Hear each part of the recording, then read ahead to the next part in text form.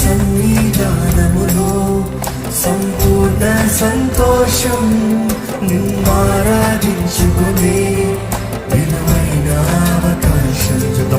మీ సన్నిధానములో సంపూర్ణ సంతోషం, నిన్నారాధించుకునే విలువైన అవకాశం. కోల్పోయినవన్నీ నాకు ఇచ్చుటకును, బాధల నుండి బ్రతికించుటకును.